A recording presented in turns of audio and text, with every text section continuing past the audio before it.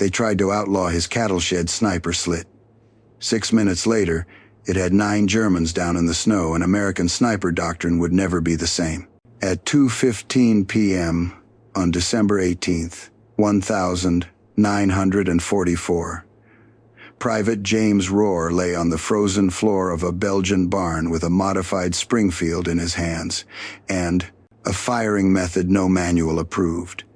Out in front, German infantry pushed across roughly 300 yards of snow toward a farmhouse, where 12 Americans and 2 Browning machine guns were burning through their last belts. Within the next hour, his illegal firing position would keep that farmhouse standing, start paperwork that looked a lot like a court-martial, and quietly reshape how American snipers thought about height. To see how he ended up behind a slit at cattle level, you have to rewind. Ror grew up in Pittsburgh's Lawrenceville district, where the mill stacks painted the sky orange at night, and the Allegheny River smelled like hot metal and coal smoke. His father ran blast furnaces at Jones and Laughlin Steel. His uncle ran a butcher shop on Butler Street. Teenage James bounced between both. In the mill, he watched molten steel for tiny changes that meant disaster. In the shop, he learned how to break down a side of beef with the fewest cuts and zero wasted motion. Precision and patience. That was his baseline. He enlisted on December 8th, 1941, the day after Pearl Harbor, and the same day he turned 18. He signed the papers that afternoon. His father shook his hand and went to the night shift. His mother cried while she packed sandwiches. His uncle gave him one short line that sounded like butcher talk and later sounded like tactics. Clean cuts, no wasted motion. Do it right once. Fort Benning turned him into a rifleman. On the range, the Army discovered something useful and ugly. He could put bullets exactly where they needed to land, on command, over and over. Not a show-off competition shooter, just a cold, consistent hitter. That got him sent to sniper school. For 12 weeks he learned wind calls, range estimation, breathing control, target detection. Over and over, one theme dominated: positioning. Every diagram, sand table, and live fire lane showed the same thing. Snipers worked from chest height or eye height cover, windows, standard slits in walls, tree lines at a natural standing or kneeling height. Since World War I, doctrine assumed a sniper's eyes and muzzle lived around a man's sternum. Normandy ripped the shine off that idea. Ror came ashore on Omaha Beach with the 2nd Infantry Division, made it off the sand, fought through the hedgerows, and by late summer was pushing across France. By October, he had watched 7 American snipers die in fights that, on paper, favored them. The problem was not marksmanship. The problem was where they were standing when they pulled the trigger. Private Danny Pierce from Newark, 20 years old, was the first that stuck. On September 14th near Brest, Pierce climbed into a church steeple. The exact elevated perch every classroom scenario loved. High, clear arcs, solid cover. A German counter-sniper put 3 rounds through the bell tower window before Pierce could fire a 3rd shot. They found him slumped against the bell, scope shattered, body locked. Into the pose the manuals praised. Next came Corporal Frank Dietz from Milwaukee, 23. Killed October 2nd near Aachen. Dietz set up in a 2nd-story warehouse window overlooking a German supply route. Height, concealment, angle, every instructor's dream. A Panzerschreck team watched the obvious windows, waited for muzzle flash, and drove a rocket straight through his. Dietz and 2 other Americans died where doctrine said they should stand. Then, Private Eugene Hayes from Corpus Christi, 19. On November 8th, in the Hurtgen Forest, he found a ruined bunker with a clean, regulation height, firing slit. It felt perfect. Hayes fired 4 shots. German machine gunners had already pre-ranged every slit in that sector. An MG-42 swept the opening and shredded everything above waist level. After that, The pattern was impossible to ignore. American snipers were doing exactly what the manuals told them to do. Pick obvious elevated or chest-high apertures where sight pictures came easily. German counter-snipers and machine gunners had learned to expect that. They watched the same windows, the same slits, the same heights, and punished any movement there. By late October, sniper casualty reports started to sound copy-paste. Good shooter, solid hits, textbook position, dead anyway. Wind calls, camouflage, range cards, none of it mattered if the enemy already knew, within a foot, where your head had to appear. By the time what was left of his company rolled into Belgium in November, the numbers were brutal. 63 men had become 42. They were told to hold a little village called Rewrote, about 200 civilians and one key feature. The main road to Malmedy cut straight through it. Intelligence reports said German armor was stacking up in the Ardennes. Higher headquarters called it a quiet sector, a place burned-out divisions went to rest. A major winter offensive punching through deep forest. Most officers laughed it off in briefings. Ror had already seen what happened when you trusted what sounded reasonable on paper and ignored what the battlefield was screaming. Soon, artillery would start coming in before dawn. Tanks would grind out of the trees, and a weather-beaten cattle barn on the northwest edge of that farm would become the most important firing position of his life. December 16th proved every optimist wrong. Before dawn, German artillery walked across the line. Then tanks and infantry from the 6th Panzer Army rolled west out of the woods like someone had rewound 1,940. Ror's outfit fell back about 3 miles east of Rewrote to a farmhouse complex. Lieutenant Brennan, fresh from stateside training, laid out the defense in simple math. 2 Browning machine guns, 12 rifles, 1 Springfield with a scope. He looked at Ror. Think you can slow them down? Where do you want me? Barn. Northwest corner. Take the officers when they advance. Standard mission. Standard barn. Standard doctrine. Ror walked that barn like an instructor grading a range. He picked 3 classic positions. A loft window at head height, a lower window at knee height, a prone shot from a door. Every one sat exactly where a German counter-sniper would expect muzzle flash. He could feel it. The diagrams were still in his head, but so were Pierce, Dietz, and Hayes. That night, December 17th, he tried to sleep in the loft and failed. Artillery rumbled far off. In his mind, snipers kept dying the approved way. Every play was predictable. Every play ended the same. There had to be another angle. Near midnight, he climbed down and went looking for tools. He found a saw, a hammer, a crowbar, and a barn wall facing east, right toward where German infantry would come from. The timber was old. Weather had opened small seams between the boards. At ground level, where the wall met the stone foundation, a shallow drainage channel ran along the base, about 4 inches high and around 16 feet long, where cattle filth had seeped for years. He started cutting. It was slow, controlled work.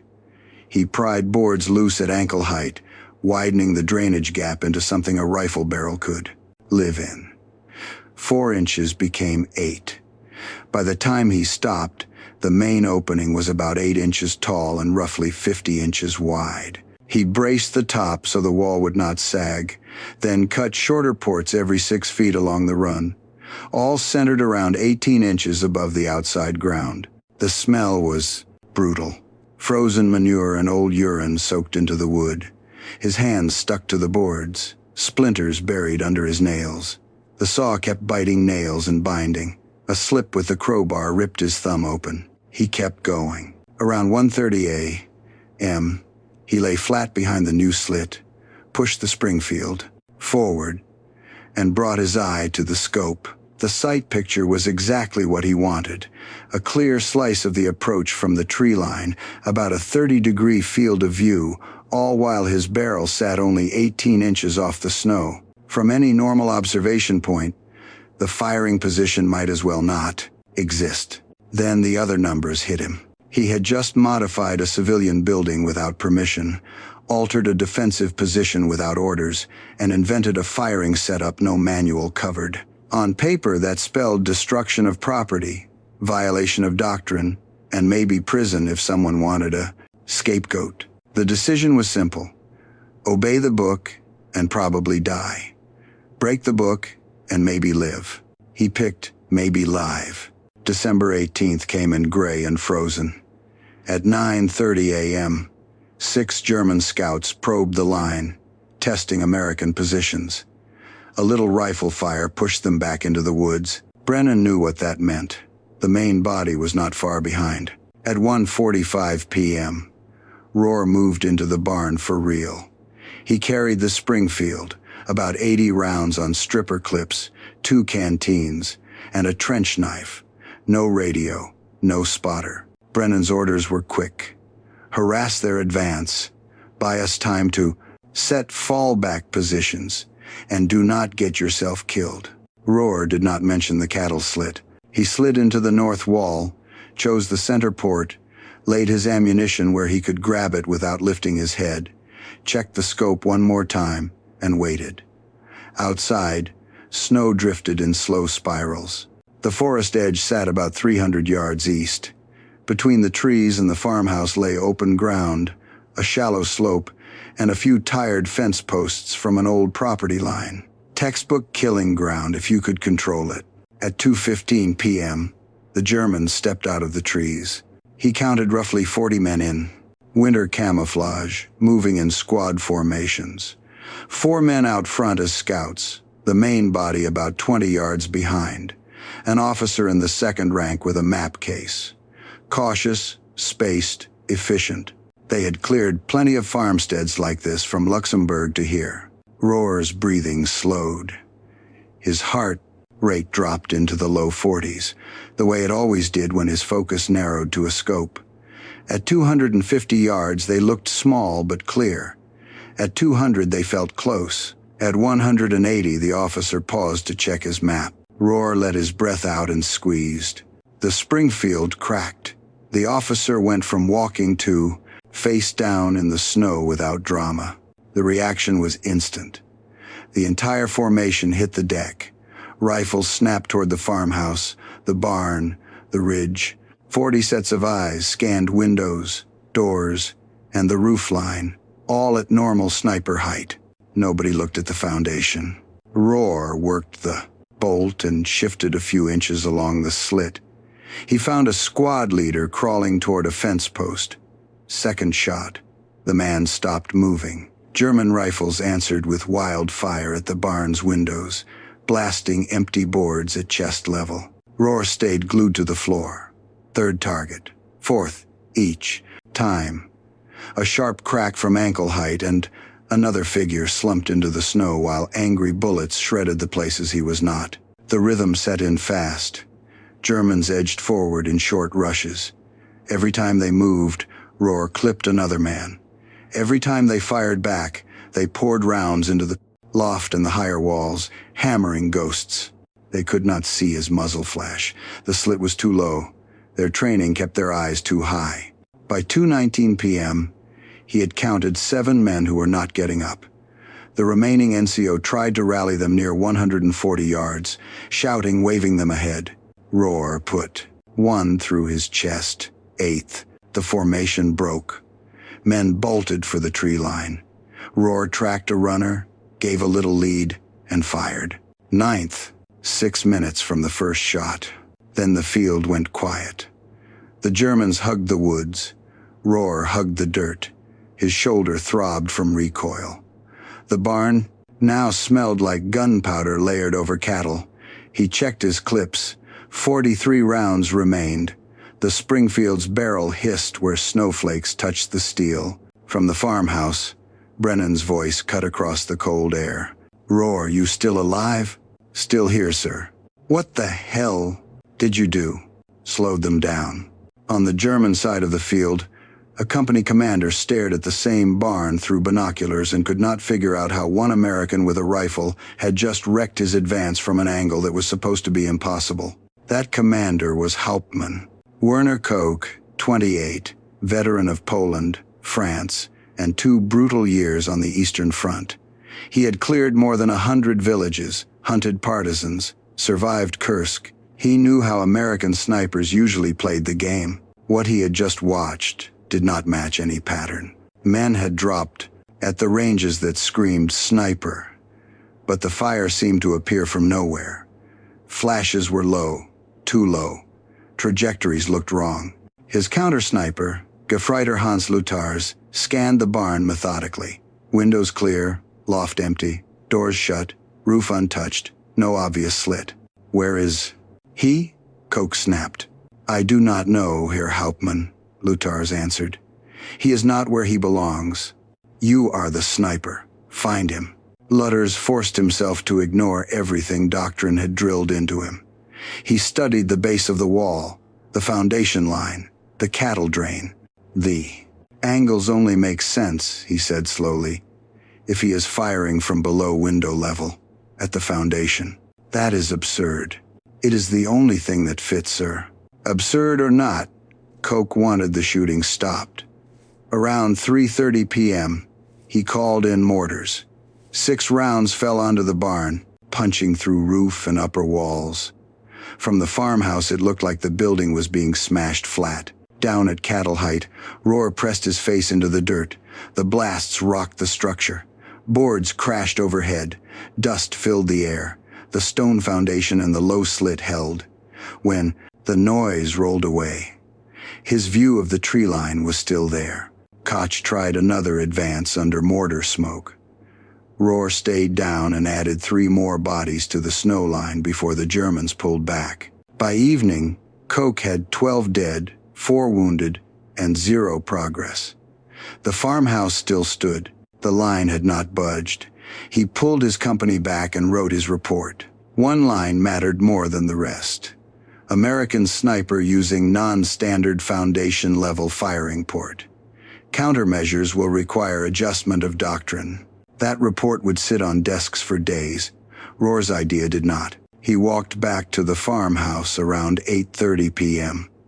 Brennan stepped out to meet him, checking him for holes and then staring at the rifle. "Intel says you dropped 12 today," Brennan said. 9 I saw fall," Ror replied. 3 more maybe. "From where?" "I checked that barn myself. There is no firing position on the north wall." "North wall," Ror said, "and let it hang. Show me tomorrow." "Yes, sir." But the first person he showed was not Brennan. At dawn, Corporal Anthony Rizzo from Philadelphia, the company's 2nd sniper, found Ror cleaning his Springfield, back in the barn. Rizzo had his own scoped rifle, but he had barely fired it in months. Not because he was scared, but because he had seen too many snipers die for taking marginal shots from obvious spots.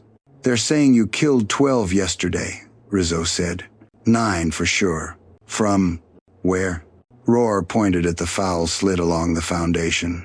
Rizzo knelt, looked through, and recoiled. The port sat roughly 18 inches above the ground. 4 inches of frozen cattle waste coated the stone under it. The stench was chemical. "You lay in that." "They look too high," Ror said. "They never see you." Rizzo stared as the implications stacked up.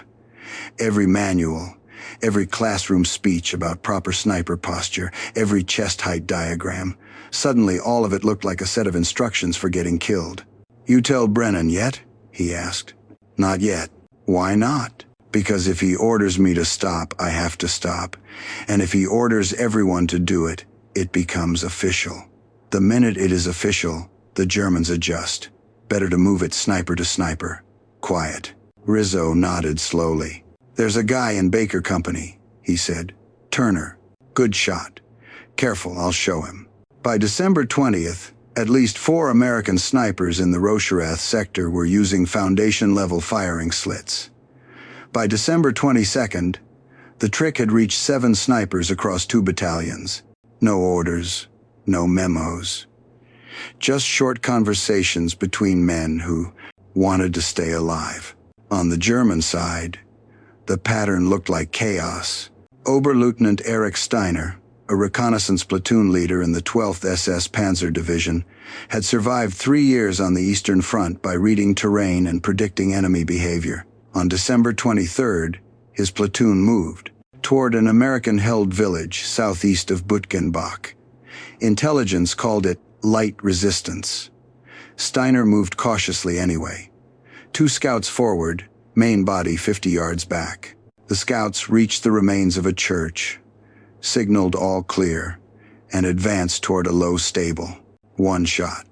1. Scout dropped. Steiner's platoon hit the dirt and did what doctrine said. They blasted the stable's windows and upper walls to suppress likely sniper hides. More shots came from somewhere below the glass line.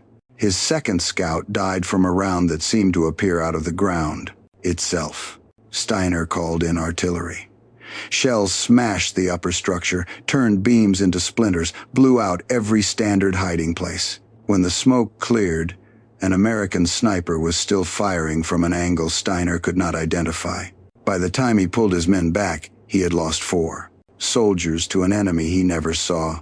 His report sounded like cocks. American snipers employing unorthodox ground-level positions, existing countermeasures insufficient. Between December 20th and December 26th, German intelligence compiled about a dozen reports like that from different units. Americans shooting from places that, by the book, did not exist. Foundation gaps, drainage holes, cattle sheds. Frontline troops adapted the only way they could. Grenades went into foundations before doors. Machine gunners swept barn bases as well as windows. Squads burned time and ammunition, clearing every gap that might hide a low-profile rifle. That was the real damage the cattle shed slit caused. By December 28th, American snipers using foundation-level hides in the Ardennes had killed an estimated 63 German soldiers. That number was probably low, but the bigger impact was time. Farmhouses that should have fallen in an hour now took 3 to secure because every drainage hole had to be treated like a firing port. All of that started with 1 private who could not sleep, a saw he was not supposed to use, and the decision that doctrine was getting snipers killed.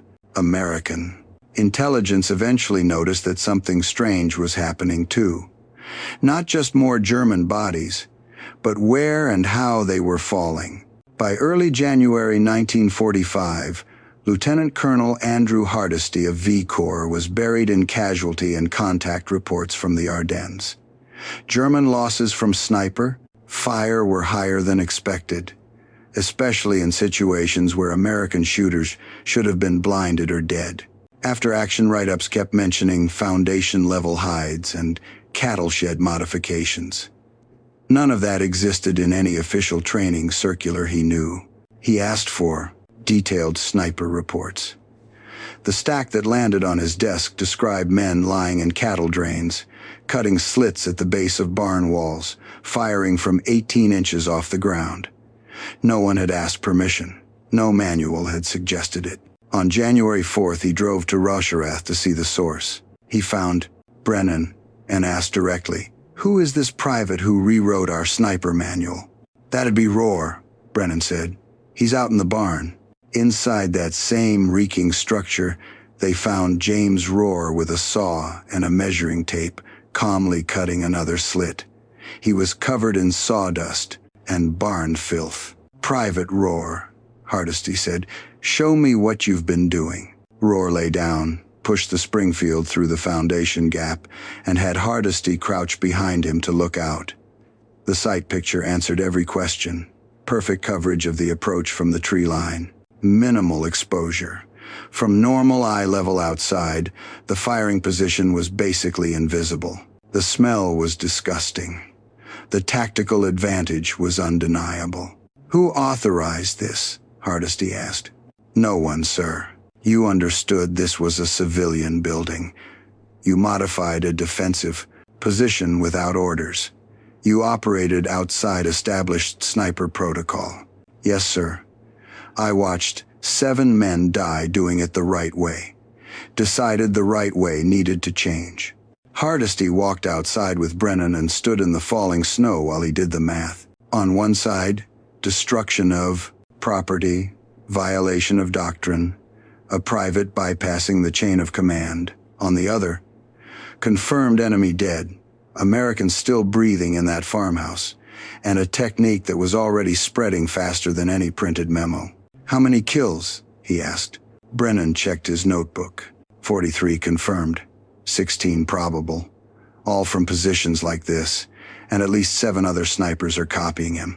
"I'm not filing charges," Hardesty said at last, "and I'm not making this official yet. Let it move sniper to sniper.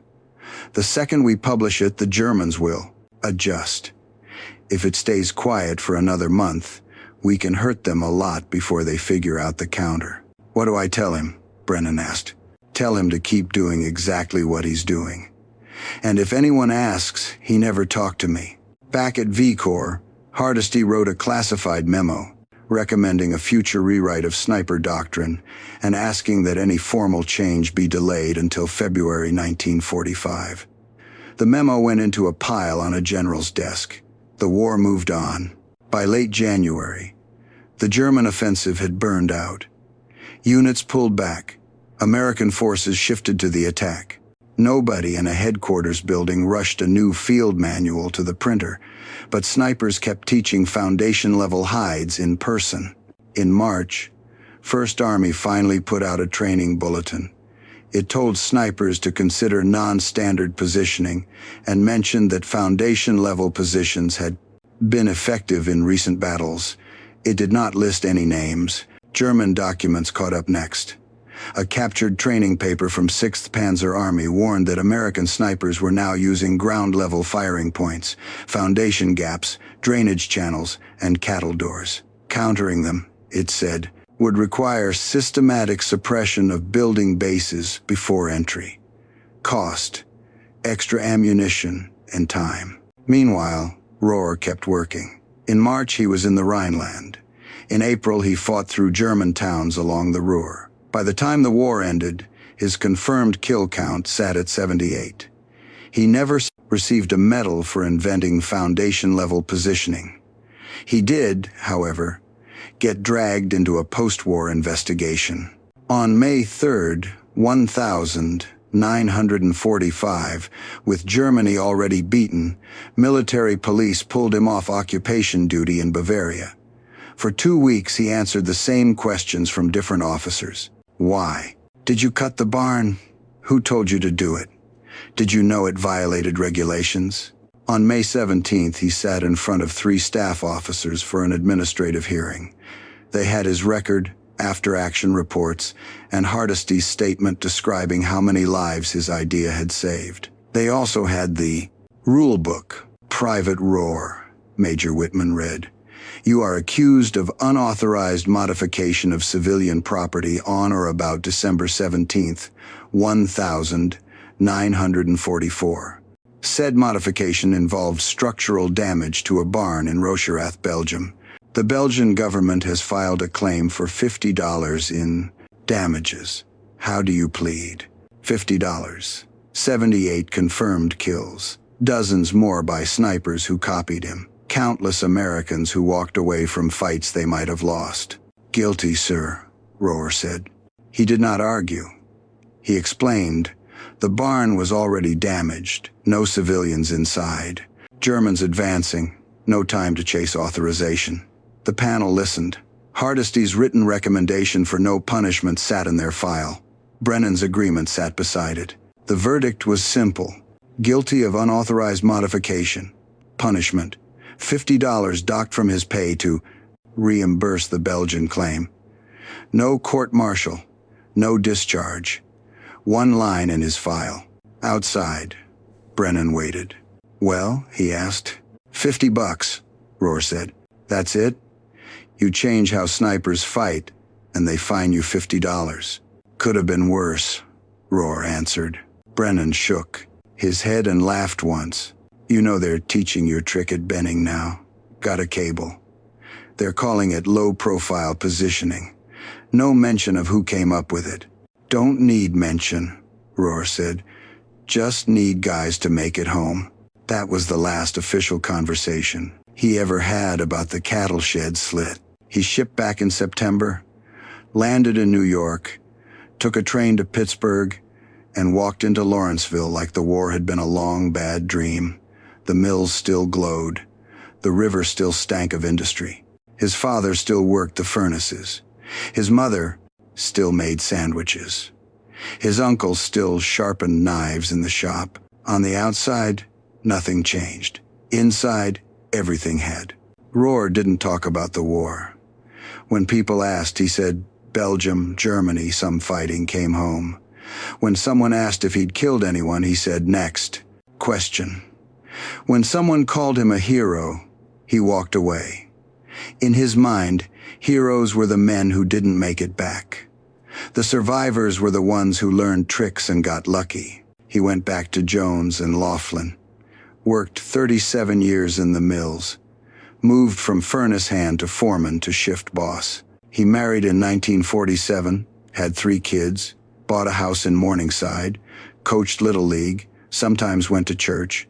It looked like a standard post-war life because that is exactly what he wanted. He never mentioned sniping. His kids didn't know. His wife only found out because she saw sniper, school, on his discharge papers while sorting files.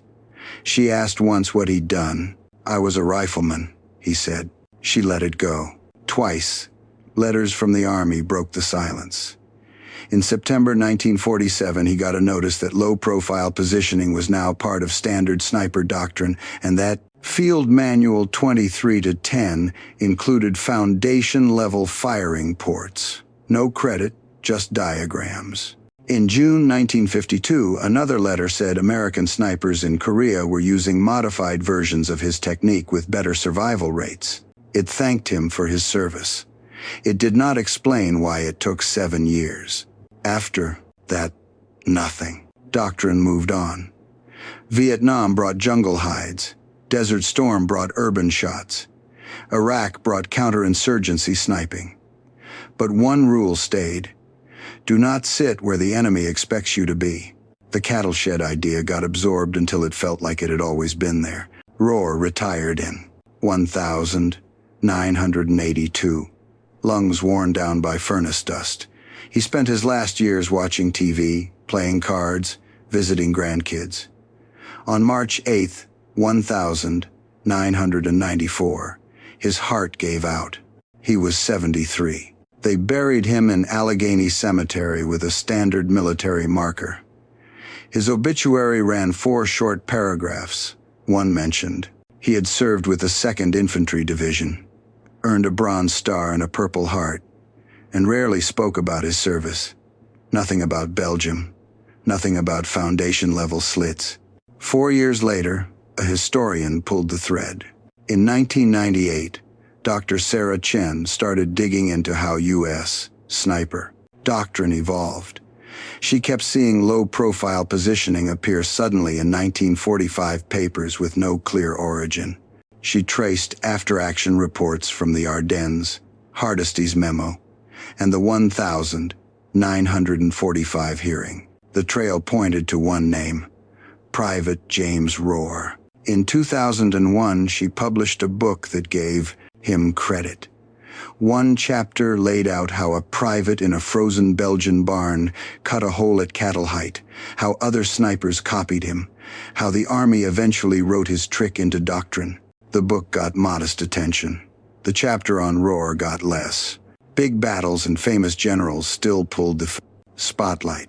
Sniper instructors noticed. By 2003, Fort Benning's sniper school was teaching his story as a case study, not front and center, but as a reminder. They told students, this technique started because a private watched too many friends die and decided the doctrine was wrong for the terrain. He changed his position. Others copied. Later, the Army called it doctrine. That is how innovation really happens. Conservative estimates say foundation-level positioning has saved around 400 American snipers between 1945 and 2024. The real number is probably higher. The exact count is less important than the principle it proved. Doctrine exists to serve soldiers, not the other way around. War does not change that. Gear upgrades, manuals grow thicker. But out in barns, alleys, forests, and rubble, it still comes down to men like James Ror, privates and corporals who see patterns getting their friends killed and decide enough is enough. He never gave speeches about his cattle shed sniper Slit. He never wrote a memoir. He solved a problem because the problem was killing people he knew, and then he went back to the steel mill. Every time an American sniper hugs the floor and fires from a foundation gap instead of a window, every time an enemy squad stares at the wrong height, every time a shooter comes home because he was lying where nobody thought to look, that is his legacy. Not in headlines, in lives saved. If this story hit you, hit like, subscribe for more untold combat histories, and drop a comment telling us where you're watching from. You're the reason these quiet innovations and the men behind them don't disappear.